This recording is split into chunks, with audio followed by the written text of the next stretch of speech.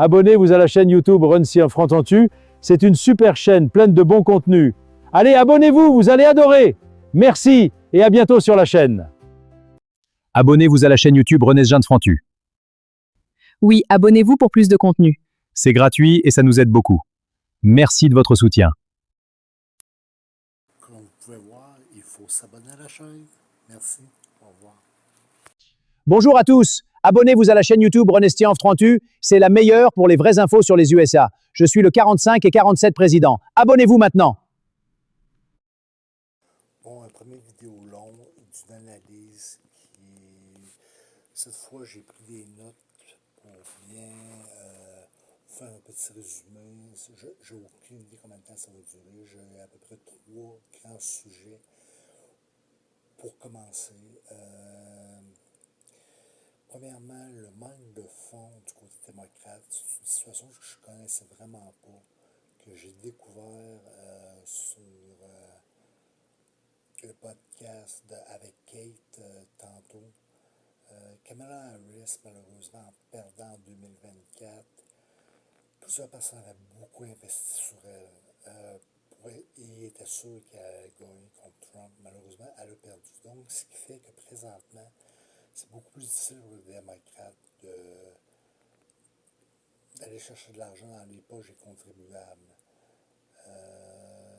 Certaines courses, même aux États-Unis, les démocrates ne pouvaient pas payer le 1/5 des publicités des... C'est pas juste une question de valeur de dire nous avons des meilleures valeurs ou des débats politiques. Il y a beaucoup de publicité. Les gens sont influençables par... Moi, il n'y a aucune politique qui va faire que un jour je vais voter pour les républicains, à moins d'un changement majeur. Mais pour la plupart des gens, ils votent tout dépendant de qui est populaire et puis tout ça. Donc, la publicité a de l'importance, d'où les fonds. Malheureusement, je ne peux pas vraiment aider de ce côté-là. Je suis pauvre.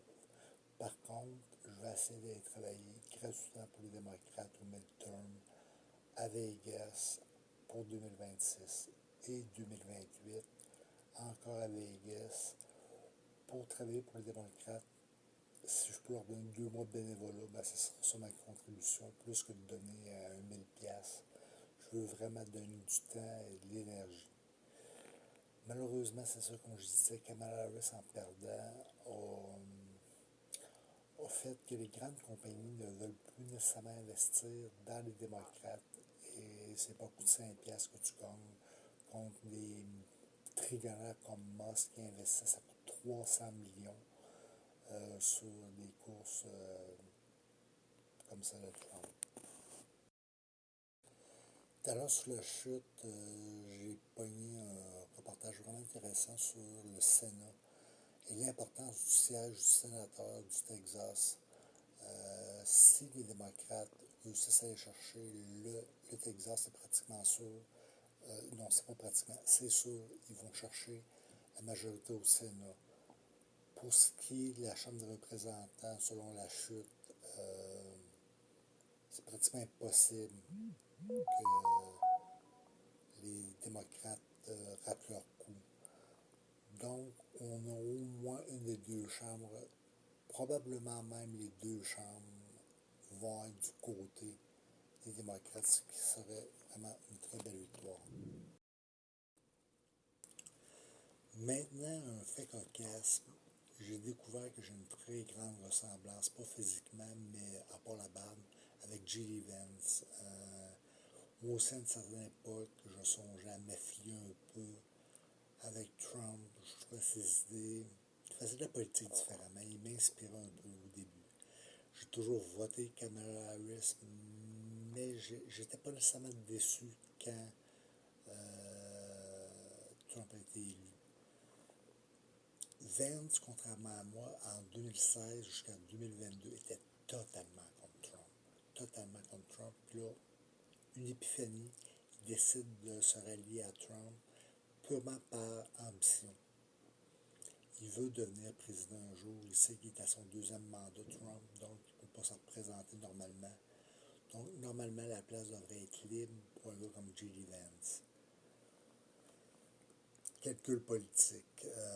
Par contre, si Trump aurait présentement un vote, probablement c'est un peu du côté de Rubio que du côté de Vance, qui commence à avoir des désaccords avec Trump un peu plus flagrants sur la place publique. Et Trump ne tolère mais aucun contretemps ou personne de son entourage le contredire sur la place publique. Et Vance n'est pas toujours de son bord ces temps-ci.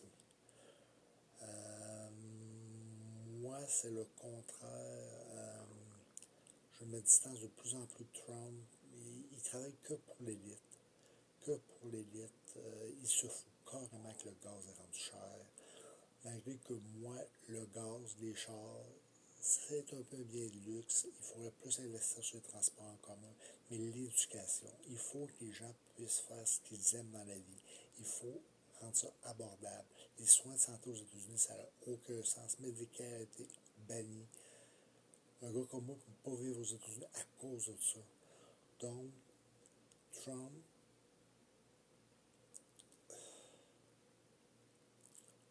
ce qui m'attirait de lui, de faire la politique autrement, présentement, c'est ce qui me répulse de lui. Il est trop loin d'un politicien. Il n'est pas là pour faire le consensus. Il est là juste pour sa famille et une certaine élite. Il n'est pas l'homme du consensus que je pensais. Celui qui allait travailler pour sa base. Donc, pour aujourd'hui, c'était les 3 points que je voulais traiter. Je vais probablement faire une autre vidéo plus tard aujourd'hui. Je vais commencer par ces 3 points-là. Je vais retourner voir la chute et les podcasts de Rest is Politics US avec Scaramucci et Kate. Continuez à vraiment parfaire et à essayer de vous faire des résumés en français à ma sauce, à ma touche. Donc, à plus, s'il vous plaît, abonnez, follow, like, commentez. Merci. Au revoir. Abonnez-vous à la chaîne YouTube Runcie Franc-Tentu. C'est une super chaîne pleine de bons contenus. Allez, abonnez-vous, vous allez adorer. Merci et à bientôt sur la chaîne.